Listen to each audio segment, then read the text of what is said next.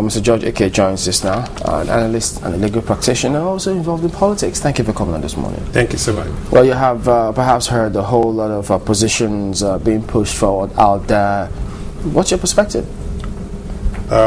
Specifically with regard to maybe the regional conference. Let's start with the national summit. The national summit. Well, my take on it is that the conveners of the national summit need to be commended for the reason that they have been able to allow a forum or create a forum where Nigerians can vent in their feelings. I hate to use the word now, grievances, because exactly what happened there was a lot of fury, anger, and distrust eventually came up. But the second part of it is that it also serves as a test case.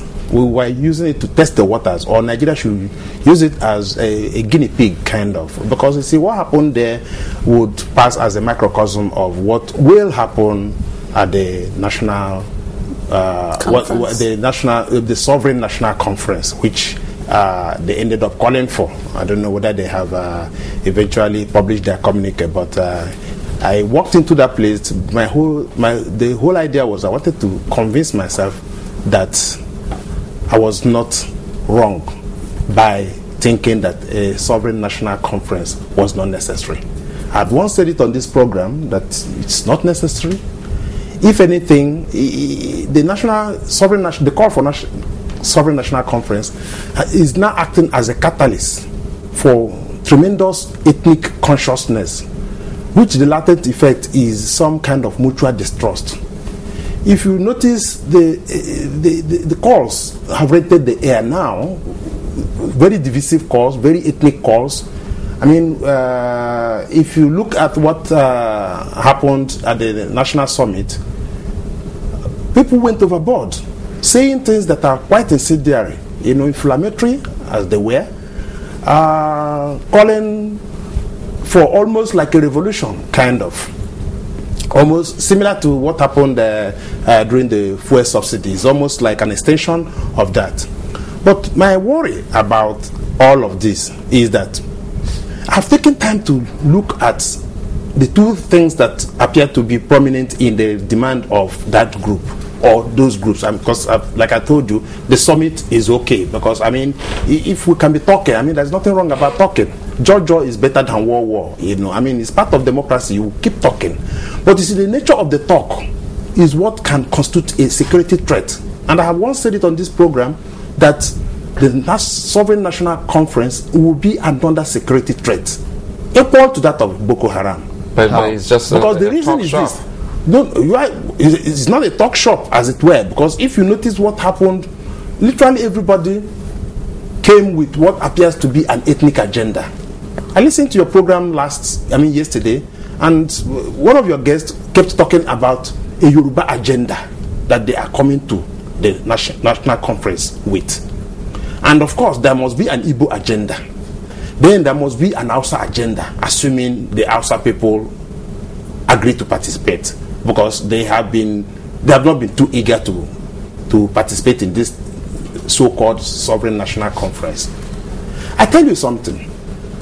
There is also not a very clear way of choosing representation. If you want to operationalize, it's not enough to just call for a sovereign national conference. You need to operationalize the recommendation you are making. By way, I mean, they are even sounding discordantly. Some are saying, let it be on regional basis. Others are saying, let it be on zonal basis, what we now call geographical political zones. Others are saying, let all ethnic groups be represented.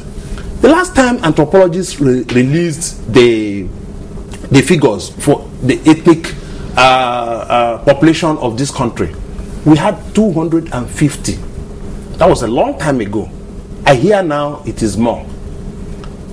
If, for instance, we look at that and say every ethnic group you must bring a representation.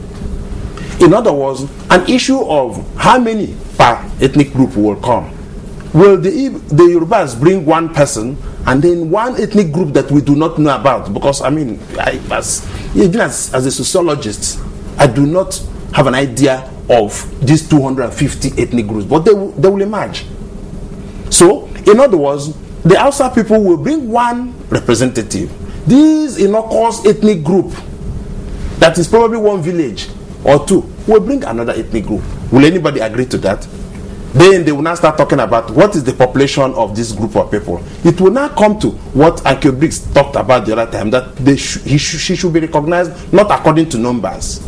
In other words, there is these maybe 3 ethnic groups that appear to be dominating everybody. The problem has already started. And I tell you how the last day of that summit went. A certain young lady, I don't know, she just pointed so angry because, the whole place was full of anger, fury. Everybody came with whatever her agenda or his agenda was. And she accused the high table as old men who were actually the people who put them in whatever they are today, and that she has looked around the high table, she cannot find any woman, she can't find any young person, and that they are there recommending for for national conference, which they are going to represent them again on. Indeed, the people kept apologizing for the intransigence of that lady, and she simply walked away. That was her mind. And that brings us to what we were trying to talk about yesterday. Sorry, Mr. Ike, about who is to represent everyone and anyone should there be a summit.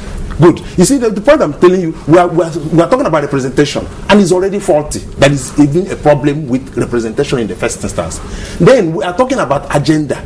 Everybody is talking about ethnic agenda, his own agenda, and all that. In other words, Suleiman, what it means now is that all the integration that we have worked hard for, the National Youth Service Corps, the unity schools, all of that we have been trying to see to what extent we can integrate Nigeria so that we can begin to feel Nigeria. Even the Nigeria Police Force. Beautiful. The army, for instance, the army, for instance, and other. We are, by this one pill cures all ailment called Sovereign National Conference, going to destabilize and destroy all of that. We go to the other thing that they talked about. They are talking about a constitution. They want a new constitution. Indeed, while they were writing the communique, somebody was talking about the constitution. Another person said, no, we must put it, we want a brand new constitution. Isn't that what we need? Somebody says the constitution we have is a lie because it says we the people. And let me start with this. Who are the people who wrote that constitution? They said, no, it was written under military administration with military supervision. What is wrong with that? In that conference alone, by their own admission, 5 people participated in writing that constitution. And they were present there. They were present. And they are not military people. Well, add this to it. The military people, were they non-Nigerians? No, I'm coming to that. And I'm saying, these military people that we keep talking about as if they dropped from the sky, they are the same people who are the presidents of the Senate today. They are the same people who are the governors, the Nyakos of this world, the Marwas of this world, the IBBs of this world, the CPC Buhari. These are all the military people. So our offense, was it because they wrote it or did it happen when they were in Kake? Is it the texture of their dress that is annoying us? Then when they talk about we the people, if that is what is annoying them, that's the constitution lied by saying we the people. Let it be that this constitution shall be the constitution of the Federal Republic of Nigeria, and remove that offensive we the people, since they are now saying that. But again, how can we, the same military that gave us a new federal capital and we took Third Mainland Bridge and we took, they gave us a constitution and we said that we will not take. What is wrong with that constitution? The lady. Nobody has been able to say what is wrong with that constitution. It's just that we the people. I mean, there's this. But you tell us what exactly you think has been the grounds of people, because this is just not the first time we've seen people complain about that constitution as it exists. What exactly, away from we the people, the phrase there? Yes. Is it? So I shall start answering this question by telling document? you. No, I shall start answering this question by telling you. Even the constitution that we are operating. Have you been faithful to that constitution? The litigations that abound, that flood the courts, are all constitutional violations. We are not even capable of doing that. And the question, the final answer to that question is that, assuming without conceding that we need a new constitution, by the time we throw a new constitution at us, are we also going to import politicians from the sky that will operate that constitution.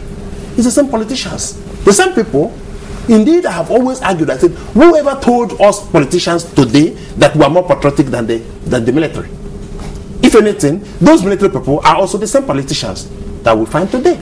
Okay. So we are running around in circles. Where is the answer? I can tell you something.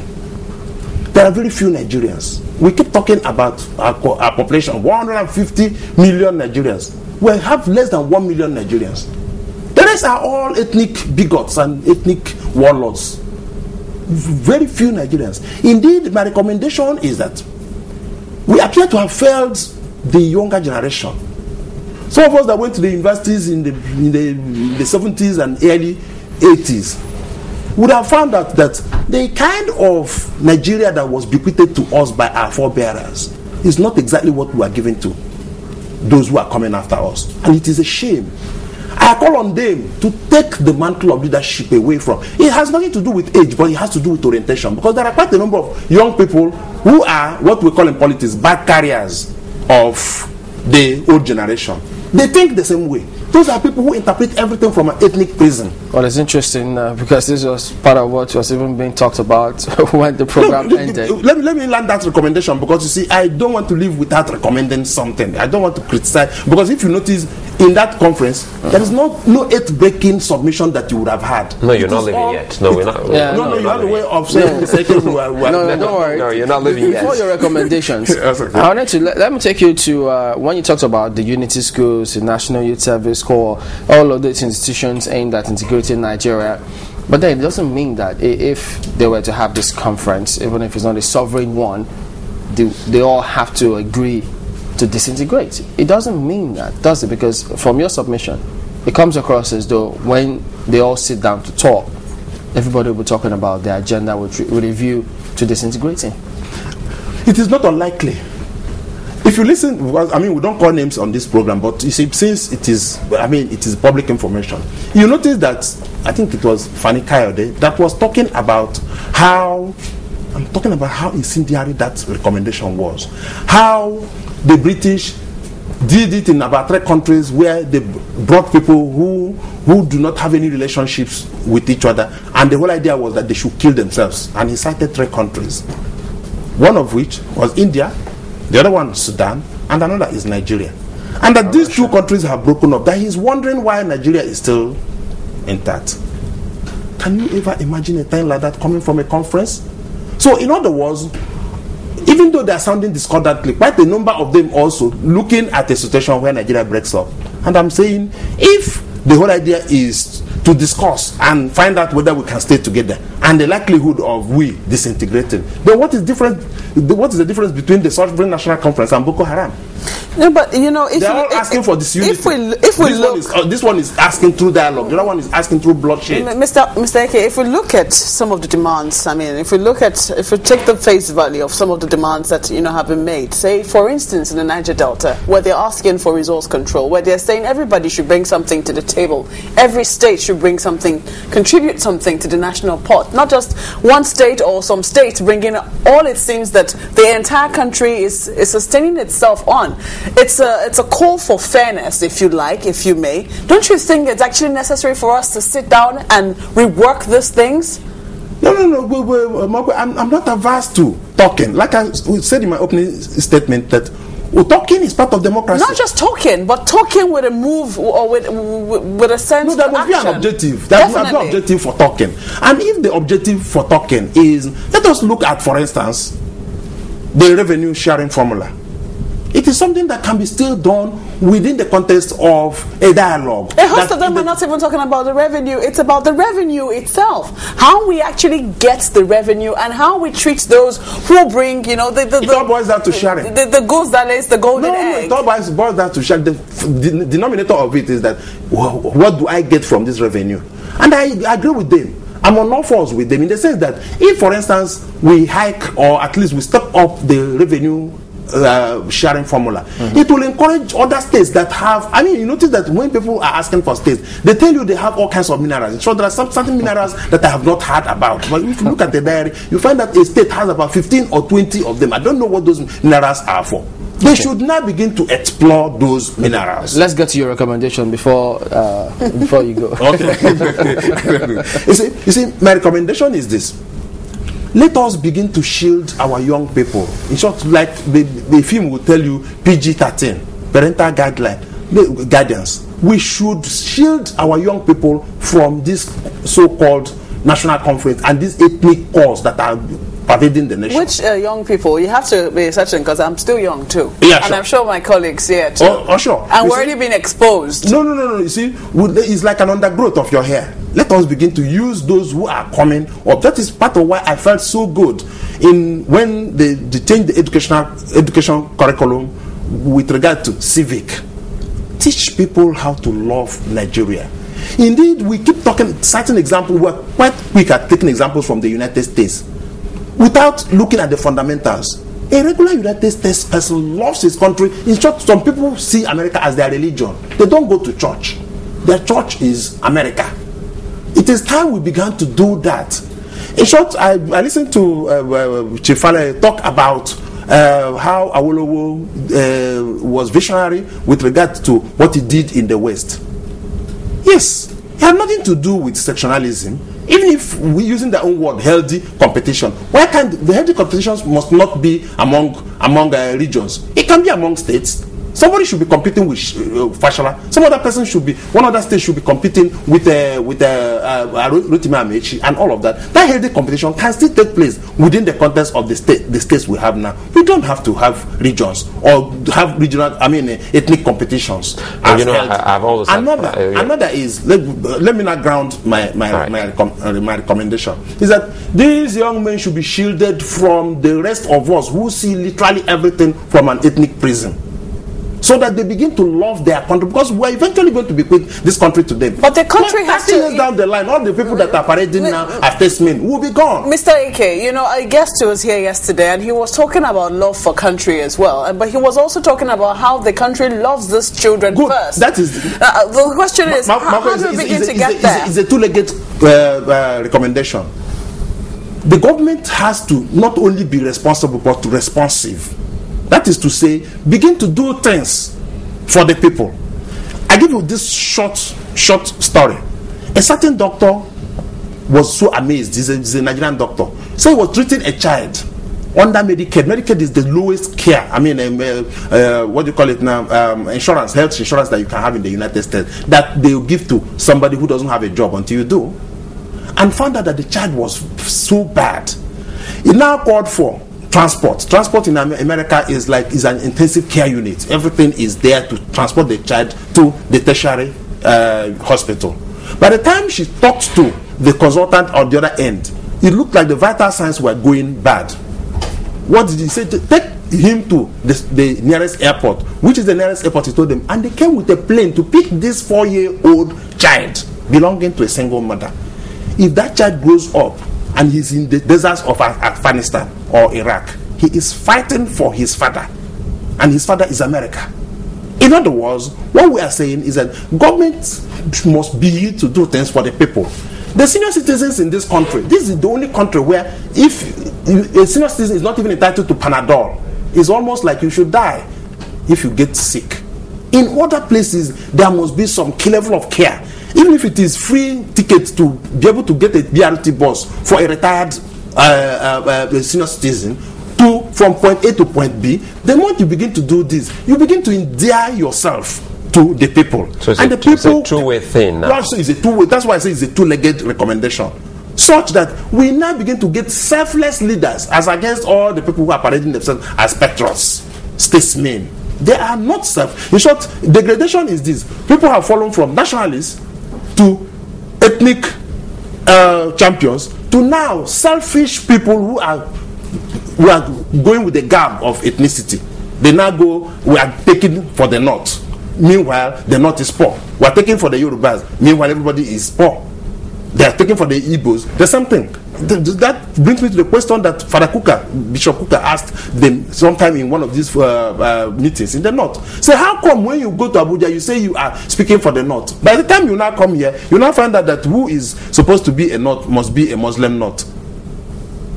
In other words, even the assumption of let every ethnic group come. There is no ethnic group is monolithic. I've said that. Not even the Yorubas are monolithic. Not the Hausa people of the north is monolithic. Or not to talk of the Igbos.